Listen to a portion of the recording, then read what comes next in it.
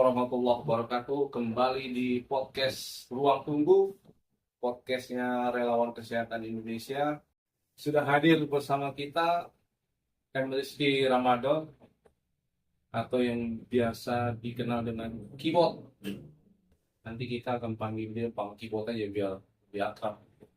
Nah, Bang Keyboard ini banyak punya cerita-cerita lah terkait dengan aktivitasnya yang sering membantu masyarakat yang meninggal dunia ketika ingin dikuburkan di kampungnya. Waktu itu yang sering mendampingi mendampingi mayat, mendampingi jenazah untuk sampai di tempat pemakamannya. Nanti kita banyak gali tuh cerita-cerita dari Bang Tibor.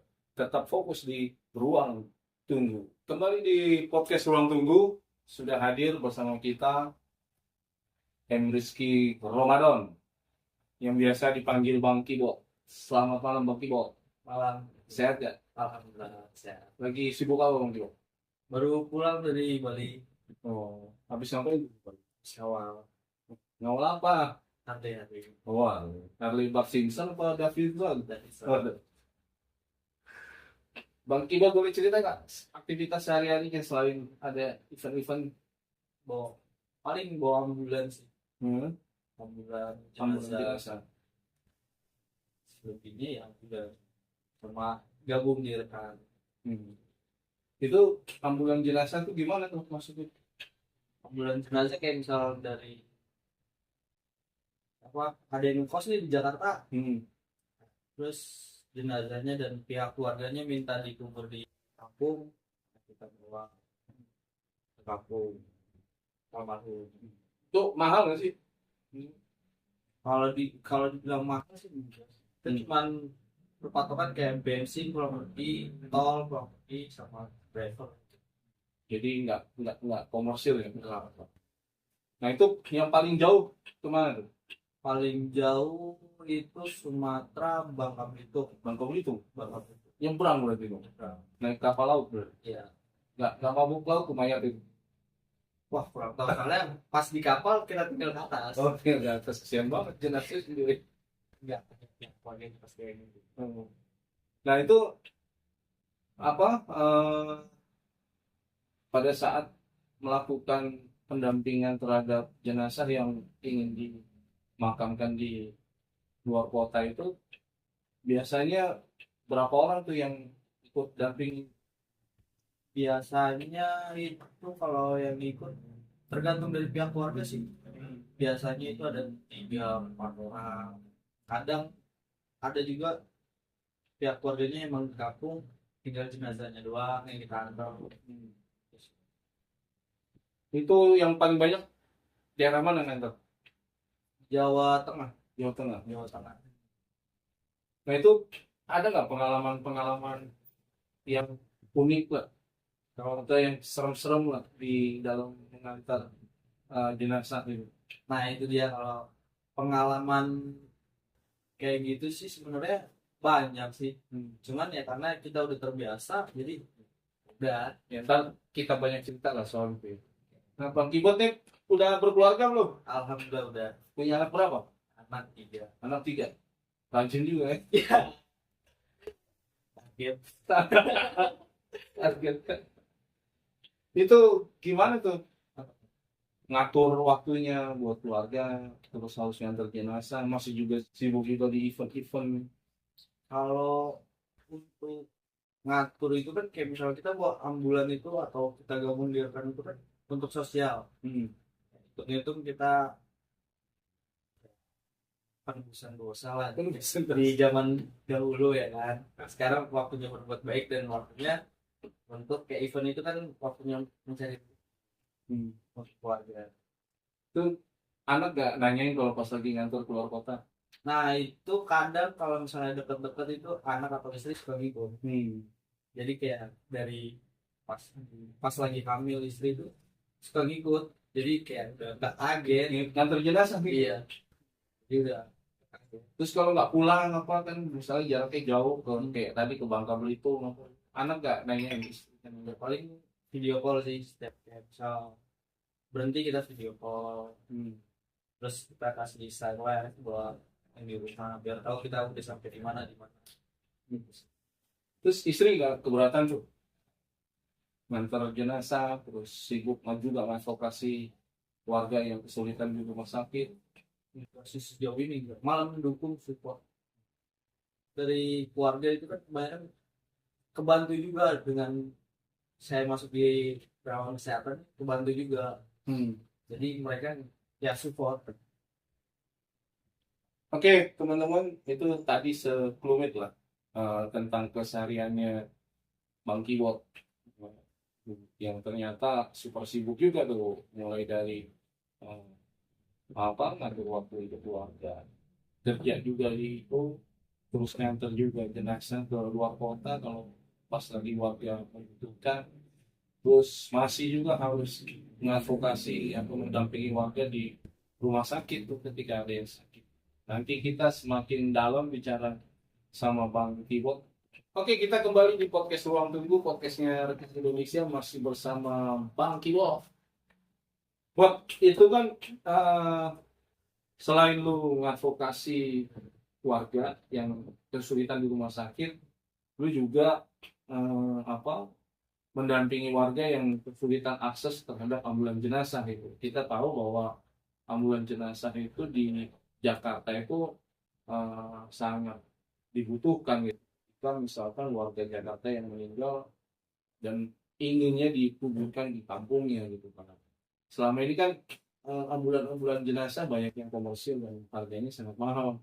Saya sendiri pernah itu ngantar saudara saya ke dari Jakarta ke Cirebon waktu itu hampir kena 6 juta itu. Padahal jarak tempuhnya yang dekat banget gitu. Bang Kiwot bisa cerita nggak tuh apa pengalaman yang mungkin agak sedikit horor gitu pada saat ngantar jenazah ke daerahnya gitu. Oh, ini ada satu kejadian kayak misal dari Jakarta ke Purworejo. Nah, itu kejadian yang menurut saya yang paling di luar nalar. Karena Kenapa tuh? kita kan sebelum berangkat bawa jenazah itu kita udah cek kan semua ya, sebelum berangkat itu cek lagi kan. Itu kita cek berangkat dari Jakarta siang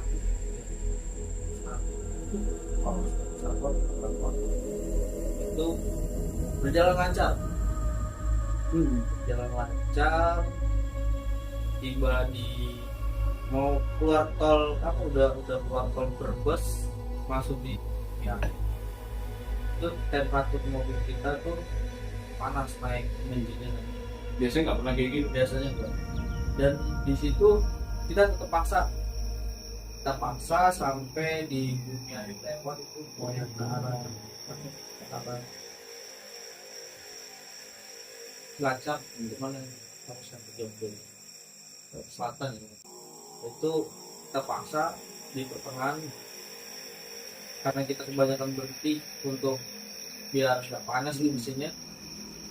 Kira dari pihak keluarga udah mas ganti bulan udah masalah, nah kasihan juga kan dari tinggal dari malam tapi ini udah mau malam lagi belum sampai rumah, udah hampir 24 jam. Saya udahin tuh ngajak dan kita nggak boleh pulang.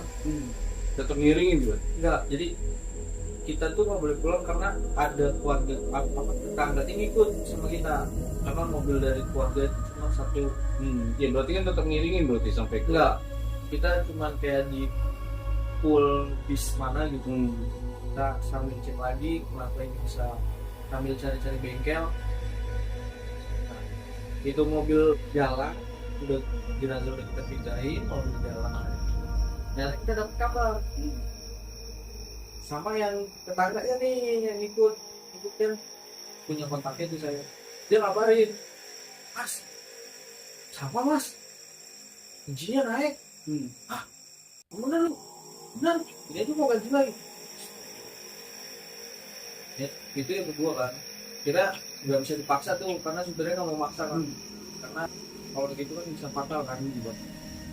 kita ini lagi emang 3 dan jam bilang baru berapa setengah jalan belum nyampe banget, itu yang kedua juga belum nyampe banget, baru berapa kilo aja ini naik. Tapi skate-nya sama juga Kayak gitu juga. Ternyata kalau kata yang itu tuh emang di jenazah semuanya dikubur di Jakarta, bukan di Kampungnya. kampung. Nah ternyata juga tuh emang udah wasiatnya ya, dan di jenazah di ambulan itu dari awal kok apa anak itu ya tuh nggak ada yang di ambulan, cuma tetangga doang.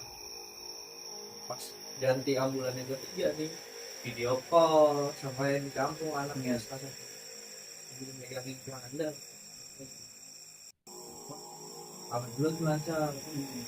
Nah pas kita Oh berarti yang ketiga anaknya ikut jalan itu dia jam 2 jadi tukeran yang tetangganya di mobil pribadi anaknya di dan ini emang wasiatnya emang nggak mau hidup di kampung. Ada juga tuh cerita kayak dari Jakarta kan kita ngisi bensin itu kan udah full sampai ke Tasik apa ke Garut itu bensin kita kekuras 2 atau 3.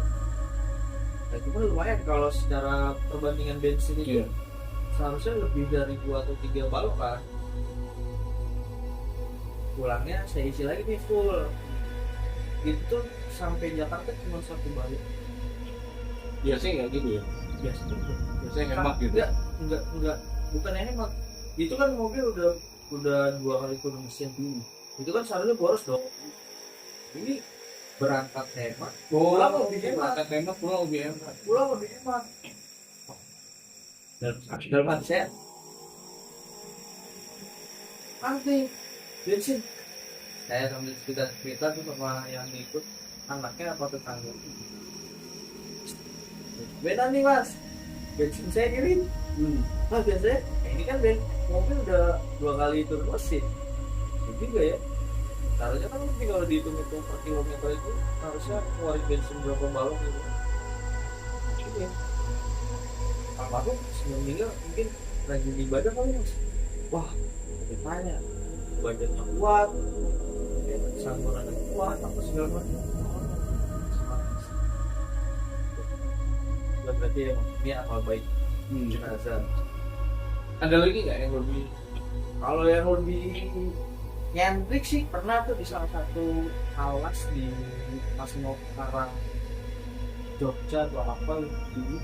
Itu kita mau masuk alas hutan itu sirine lampu itu kan nyala kan, itu mati tiba-tiba. Oh ya? Mati. Rusak kali? Enggak, tiba-tiba mati. Kita ngeliat di spion itu udah balik. Berangkat cuma ada satu orang keluarganya yang ikut karena emang dia pengetahuan, dia 2, dia yang ikut 1. Nah itu di spion saya jelas di spion belakang. Wih, udah aja fokus sambil nyalain gitu. Wah itu kayak apa sih dia kayak bukan perempuan panjang gitu, cuman langsung wangi gitu kan. Di belakang dekat belakang dapet. Iya, pas belakang pintu belakang. Buat saya nggak sengaja nggak bilang sama yang di belakang tuh karena takutnya kan Nanti ketakutan dia. ya yang ada kita kenapa-napa di jalan udah biarin aja bawa sampai selesai nyampe apa. Tapi sebelum itu kan itu masuk alas tuh udah mati tuh lampu atas rotator apa segala macam mati. Pas keluar alas Lagi. malah lagi Jadi kuntilanak mekanik deh. malah lagi ya. Tadi nggak boleh berisik nih lewat sini nih ya boleh berisik nih padahal itu nggak full volume cuma kecilin tapi nggak boleh berisik. Itu kalau Aku banyak wangi, bukan wangi kembang ya.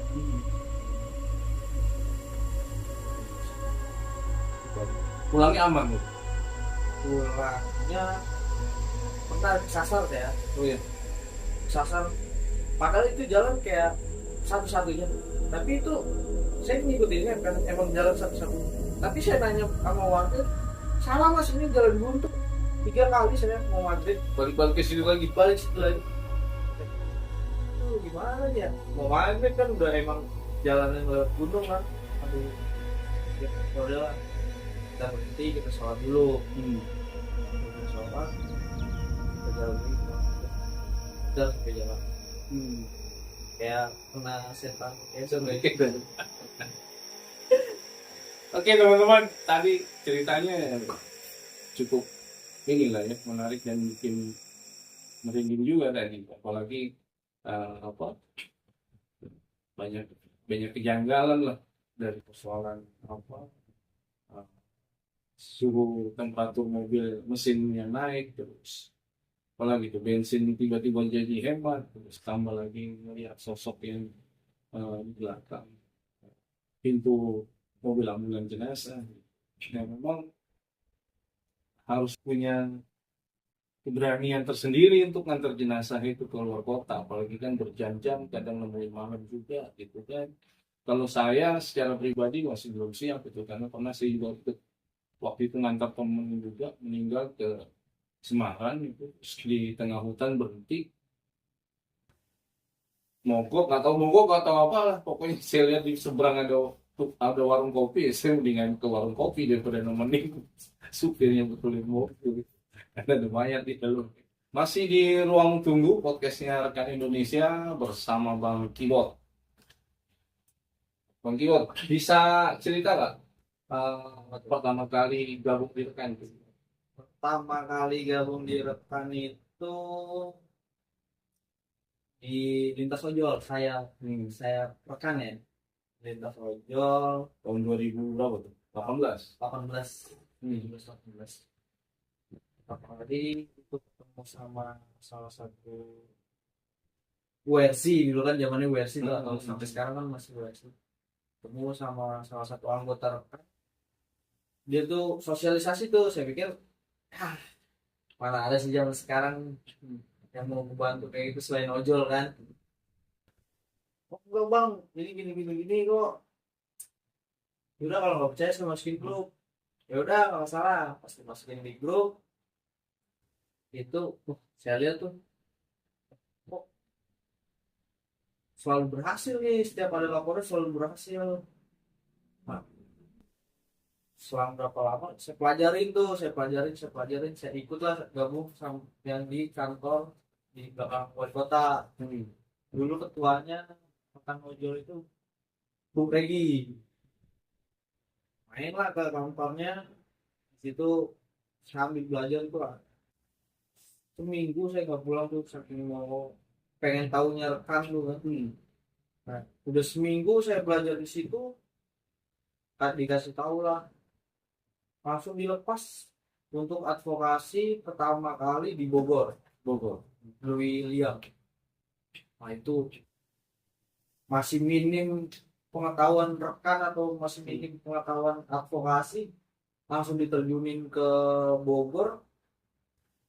Itu langsung ada kayak tokoh masyarakat atau RT RW-nya di sana kan. Wah, mau ngomong apa nih kan? Udahlah, bisa mungkin, dan apa yang dipelajarin di kantor tuh udah kita omongin aja. Dan alhamdulillahnya Sakit apa tuh waktu itu? sakit apa ya? Tuh komplikasi tuh. Bulan harus dipotong, Amputasi. dia amputasi. Dan cuman itu kendalanya KTP. KTP-nya KTP-nya tuh daerah di Lampung apa di Medan.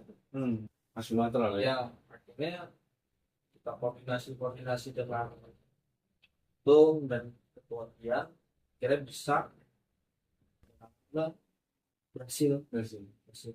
Ada lagi nggak pengalaman ini dampingin warga?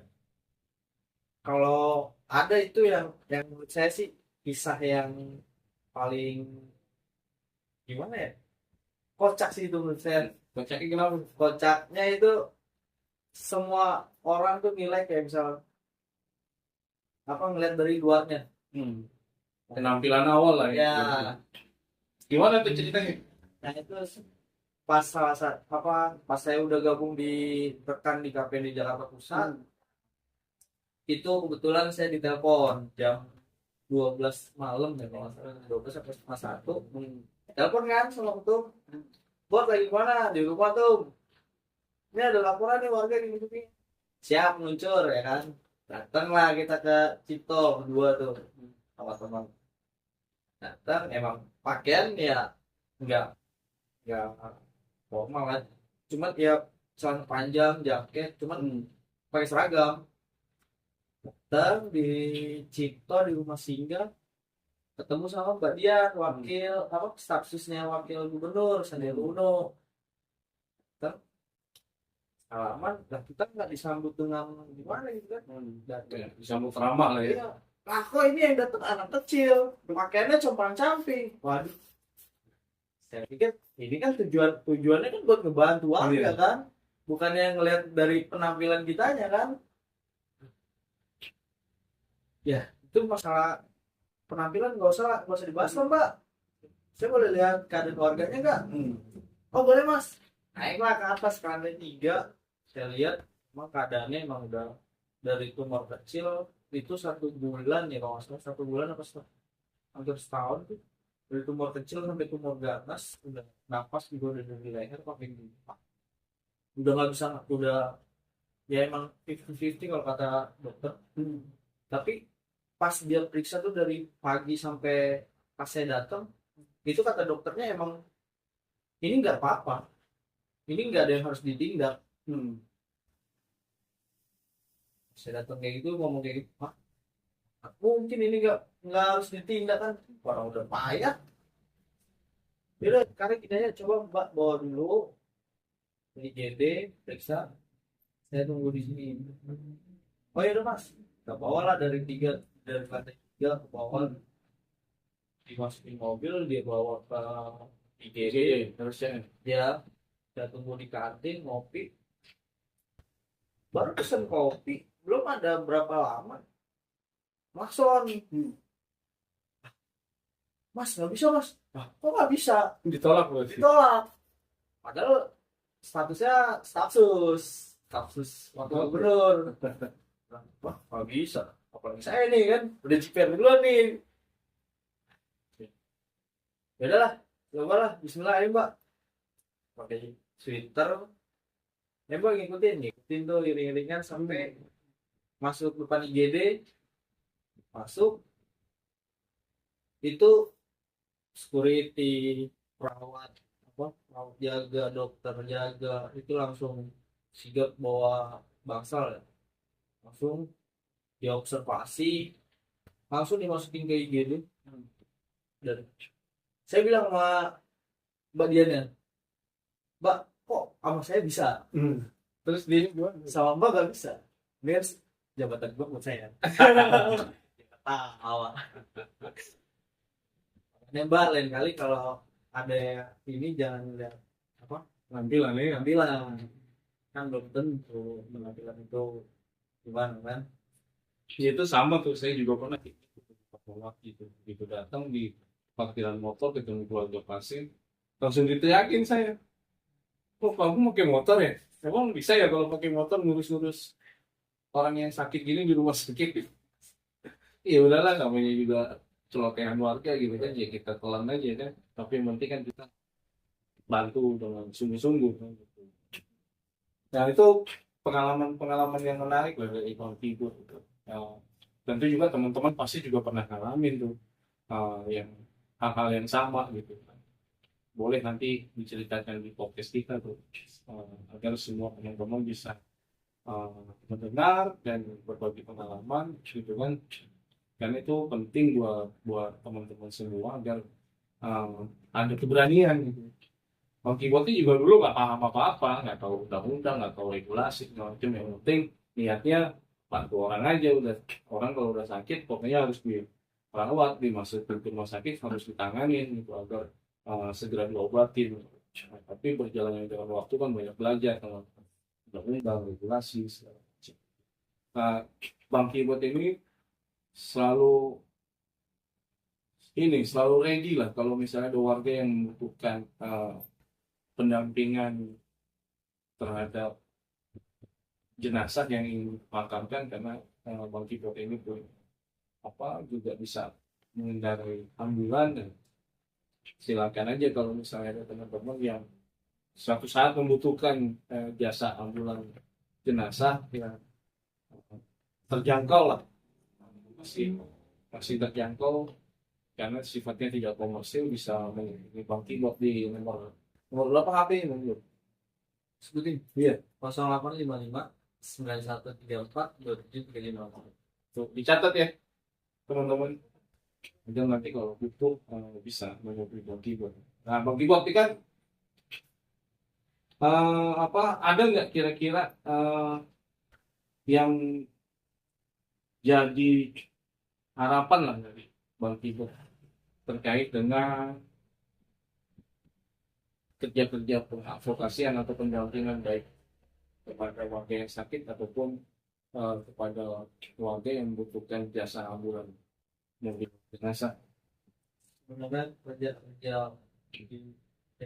itu sebenarnya ada tujuannya. Setiap kita ada advokasi itu harus salah satu keluarganya harus ikut jadi relawan seperti kita. Cuman kebanyakannya setelah kita advokasi, setelah kita bantu, ya dia doang, tapi nggak itu seharusnya relawan ini sangat membantu masyarakat, tapi banyak yang nggak mau masuk, cuman sedikit kesadaran ini, kecuali kalau udah kepentok baru. Nah itu kan dia emang kerja-kerja di Rekan Indonesia itu kan memang kerja-kerja yang sosial kan, sosial kemanusiaan. Kita bekerja tanpa pamrih ya kan. Bahkan uang kita kadang keluar juga gitu kan, kita keluar juga uang untuk bisa membantu keluarga gitu. Nah, dengan kerja-kerja yang sedemikian rupa itu memang agak susah untuk bisa menularkan itu ke tengah masyarakat yang saat ini kondisi masyarakatnya lebih banyak pragmatis gitu kan, melihat sesuatu itu harus ada benefit buat dia. Terus kalau untuk jasa ambulan jenazah gimana? Untuk jasa ambulan jenazah itu kita nggak, yang penting ada KTP Jakarta, nggak terlalu ya. Paling ya kalau memang unit kita ready, di saat itu dibutuhkan, kita siap mau kemanapun ya, siap. Dan itu kita paling nih cuma kayak bensin, pulang pergi tol gitu. Oke, teman-teman, sangat menarik dan cukup unik lah pengalaman-pengalaman yang tadi diceritakan sama Bang Kibot. Semoga itu menambah inspirasi kita, semakin mendorong kita untuk terus berbuat baik kepada sesama. Saya Agung Nugroho undur diri, dan tetap terus di Ruang Tunggu podcastnya Relawan Kesehatan Indonesia. Terima kasih. Siap.